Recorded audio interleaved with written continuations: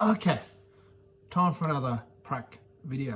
In this way of time, we're going to look at the combustion of alcohols and looking at working out the enthalpy of combustion.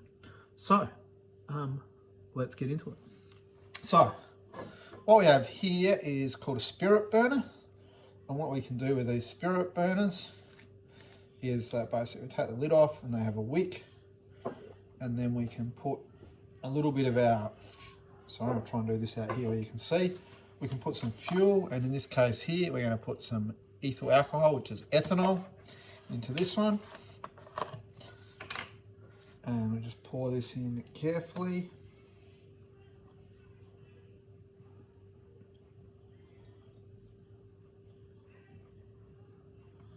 Just needs a little bit on the bottom, don't want to waste too much. And I'll show you another reason in a minute why we don't put too much in. And then I'm just going to go like that. It'll just sort of prime the wick and it'll get the ethanol up into the wick so it'll burn. We're going to look at a couple of alcohols here. So as well as having the ethanol, here we have some butanol here. Butyl alcohol, butanol, 1 butanol, 4 carbons. Talk about why we're going to look at a couple of these in a sec. And we'll do a similar thing here. Take the lid off, drop it. Just pour a bit of butanol in there. Again, I don't want to waste too much, so we just need a little bit in the bottom for this experiment to work. So now we have our butanol, same thing. We're using 2 identical spirit burners here. Just as a control, we've got similar length wick in both. And just shake that up to prime some of that through coming into the to the wick. So I'll just do a little quick check here that both of these are primed and we've got fuel coming into the wick.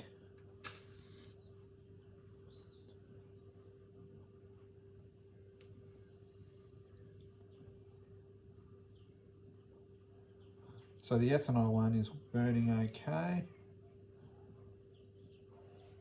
And the butanol one is trying to burn, but it's just gone out.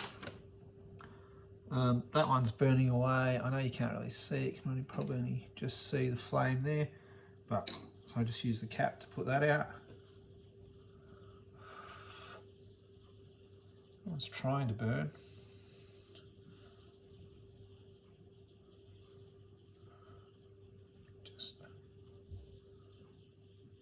A bit more fuel up into the wick, and we'll just try that one again.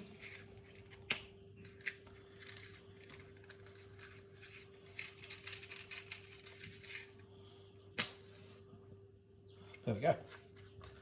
We've got, put my hand behind it, nice little flame burning there on the ethanol one. We'll hopefully let that build a bit just while it primes. So this is just letting the fuel get sucked up into the thing. Okay, so that one looks like it's ready to go. So we'll just put that on there to extinguish that. So the way we're going to work out how much energy is released from the combustion of these fuels or the burning of these fuels is by seeing how much it heats up water. And we're going to use 2 of these. They're basically like a little metal beaker. They're called a calorimeter. And the reason they're metal, metals conduct heat much better. So the heat that's produced by this flame will get conducted into the water and heat up the water better. And in both cases, we're going to heat up 100 grams of water. And so rather than measuring that by weight, we'll just do that. Take 100 milliliters of water, because 100 milliliters of water equals 100 gram. Water is 1 gram per milliliter. And we're going to put the water into those containers. Now some of you may have done this before with food, where you've burnt like chips or nuts or something like that to see how much energy is released. We're just really doing a more high-tech version of that prac. So both of these have 100 grams of water in them. I've got two little whiteboards here. This one is the one I'm going to do the ethanol calculations and stuff on. So I've got 100 milliliters, which is 100 grams of water in that one. And then got a thermocouple thermometer here. We're just going to take the initial temperature of the water. So the initial temperature of the water for that one is 18.0.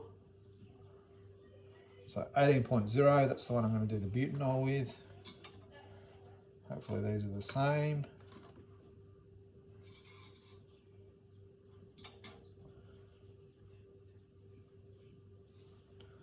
I had that one burning a bit close, so I started to warm it up.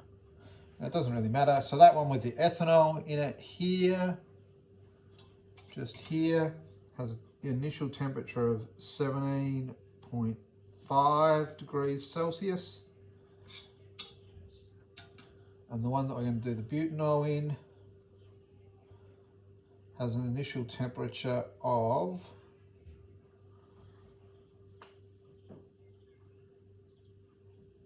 18.0 degrees Celsius. So I'm just writing this all down. Then what we now need to do next is work out what is the initial mass of our fuel. Now we can't just, well, it's our fuel plus burner, because what we're going to do is we're going to weigh this net.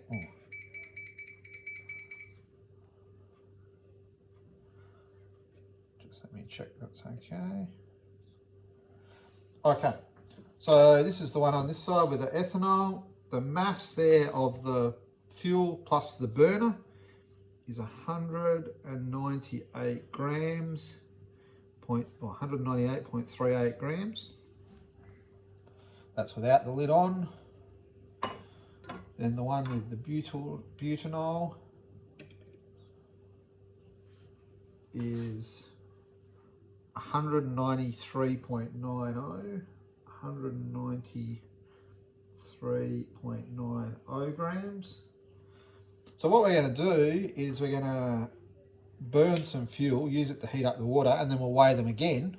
And then the only thing that should have changed is some of the fuel that would be gone, so we can work out how much fuel was burnt in both cases. So I'm setting these up. I'm going to try and, just because it's a constant, keep the distance between the calorimeter and the flame the same in both cases, so that's a constant. And we will ignite both of these. Hopefully they're going to burn okay because I've primed them. Let's get it started. It's got that one burning. And we've got that one burning. And now I've put the match out. So we're going to let those fuels burn. As the fuel burns, heat's going to go up into the water. It's going to heat up the water. We know that it takes 4.18 joules of energy to heat 1 gram of water by 1 degree. So we've got 100 grams of water there. So 4.18 times 100, it'll take 418 joules of energy to heat that water by 1 degree. If we want to heat it by 10 degrees, it'll take about 4,300 joules of energy. And what we're going to do is basically try and heat both these water. It doesn't matter exactly, but we'll try and keep them both to about a roughly 10 degree increase. So let's just... So the water here on this side with the butanol is already at 25 degrees. The water here with the ethanol is already at 28. Oh, that's going up quite quick. Maybe we'll go a little bit more. Maybe we'll go up. Oops, light's just gone out. Let's just get the lights to come back on. So let's get ready to extinguish these. So this one here is, I'll go a little bit further.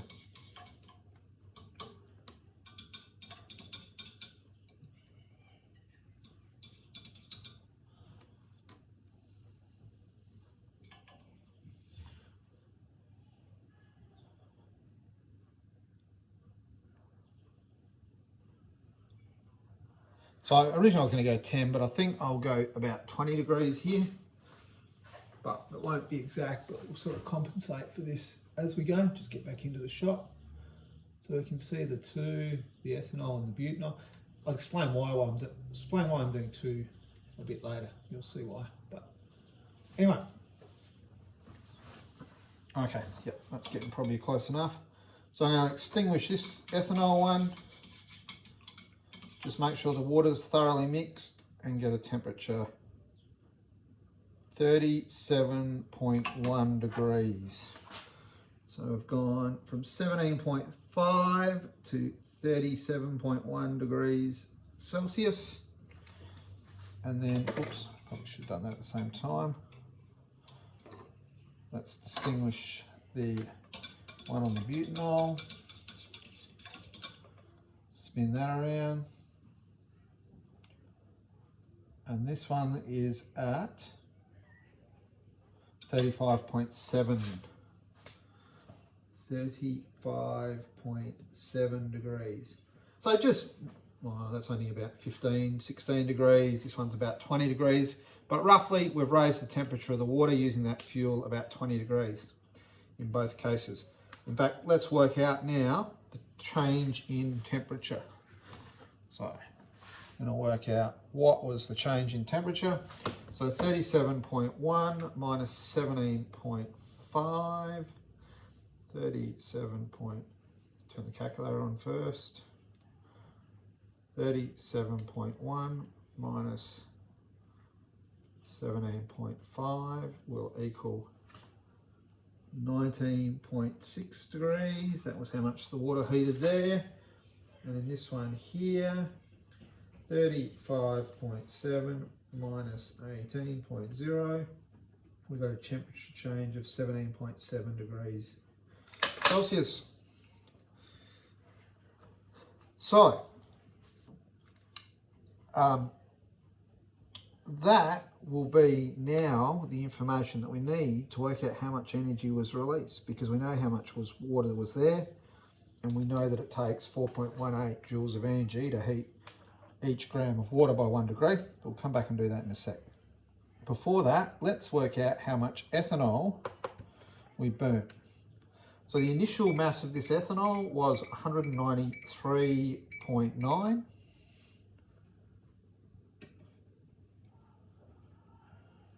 And now we have a mass, so the ethanol one wasn't 193.9, it was 198.38. And now we have a mass of 197.78.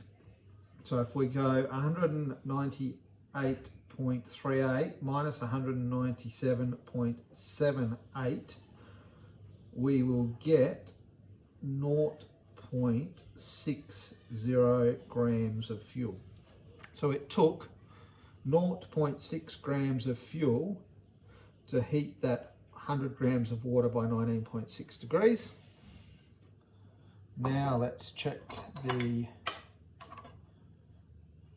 butanol. Initially there we had 193.9. Now we have 193.54 grams. So the difference there is 0.36 grams. So it only took 0.36 grams to heat that water by 17.7 degrees compared to 0.6 grams for the ethanol. So you're probably all getting this picture that the butanol produced more heat than the ethanol, but we're going to show this more thoroughly in a sec. So next we need to use these and I'll try and do this a little bit so you can see it as I do it. It won't be great, I realise. I've got water on my whiteboard, which is not ideal to write on. I'll just use my elbow and try and clean it and not rub it off. That's not working very well. And I did rub it off.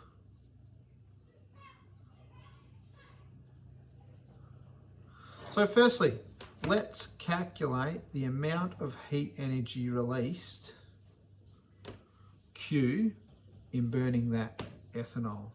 And to do that, we need to go the mass of water, which was 100, times by the heat capacity of water, which is 4.18. That's how much energy it takes to heat 1 gram by 1 degree, times by the change in temperature, which was 19.6 degrees. And that will tell us that it takes 100 times 4.18 times 19.6. It takes 8,192.8 joules, which is equal to 8. We've probably only got 2 significant figures here in our final mass, 3 with temperature, probably only 2 with the mass of water. So let's call that 8.2 kilojoules. That there is the amount of energy that was released. And then if we want to work out the molar enthalpy, we need to know how many moles of ethanol were there. So that's going to be equal to the mass, 0.60, divided by the molar mass, which we could either look up, but conveniently they tell us the molar mass on the bottle, which is 46.07. So divide 46.07. Let's put that into the calculator. 0.60 divide 46.07, and that is equal to 0.0130 moles. Then we can put that into the, I'm just recording. Sorry, we can then put that into the enthalpy formula, because we know the heat, 8.2 kilojoules, we know the number of moles. So we go Q over N, 8.2 kilojoules over 0.0130 moles. And that will tell us that we have 0.2 divide 0.0130, 630 kilojoules per mole. So that is the molar enthalpy for the combustion of ethanol. That, if you like, is the molar enthalpy for this reaction here. CH3, CH2OH is ethanol plus oxygen. And I'll go through this in the flip lesson. Goes to CO2 plus H2O. That is a liquid, L, gas, and a liquid. If we balance that out, there's 2 carbons there, so we need 2 carbons, 2C there to get 2 carbons. There's 6 hydrogen there, so to get 6 hydrogen here, we need a 3 in front of the water there. Now there is 2 2s are 4, 3, 7 oxygen here. So to get 7 oxygen here, we need 3.5 moles of oxygen. When we do these combustion reactions, we're allowed to have half moles of oxygen. I'll talk about that in the flipped lesson. We don't need to double everything to get rid of the half.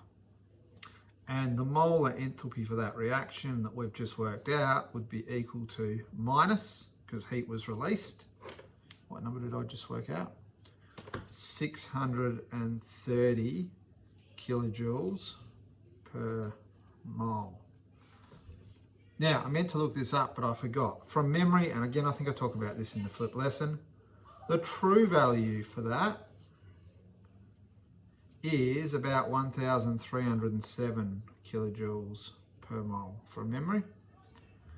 So you can see here, compared to the, and it'd be negative of course, compared to the true value, we're a long way off.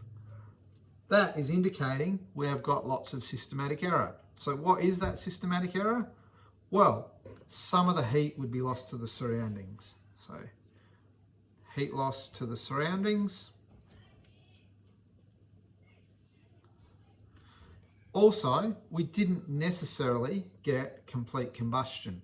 One way I can test that is if I rub my finger across the bottom. Oh, it's not too bad actually.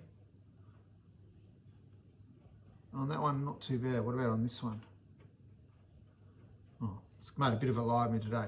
If we had not complete combustion, we might see some soot there, but we didn't see like a really blue flame with lots of oxygen. That yellowness was indication of soot. There could have also been carbon monoxide being produced. So not complete combustion. If this was done with a really good setup, you would have oxygen being injected into that flame, and that would check that we have complete combustion. So that sort of brings into some of that systematic error. Finally, we just want to compare ethanol with 2 carbons with butanol that has 4 carbons. So if we just quickly redo the mass here, the temperature change we worked out was 17.7. So there was 100 grams of water times 4.18. The heat capacity of water took 4.18 joules of energy to heat each gram by 1 degree, times by the temperature, 17.7, equals, we get 7,398.6 joules, so that's equal to 7.4 kilojoules if we go to the correct significant figures. Then the number of moles is equal to the mass, which is 0.36 grams, divided by the molar mass, check the bottle, is 74.12. Hopefully you can see that on there. 74.12, put that into the calculator, we get 0.36, clear 0.36, divide 74.12 equals 0.00448, that rounds up to 49 moles. So now if we take the energy release, 7.4 kilojoules, divide it by the number of moles, 0.0049, we get that. We get 7.4 divide 0.0049 equals 1,510 kilojoules per mole for the combustion of butanol. So where we double the amount of carbons there, we almost get double the amount of energy released. So just highlighting there that the more carbons that are present in the fuel, the more energy that we get released. So that is the combustion prac. We're actually going to hopefully talk our way through this in lesson, which is about to happen. I'm going to try and quickly upload this, which might be difficult because we have no internet at the moment, but I will do my best, and yeah, let's get on with it.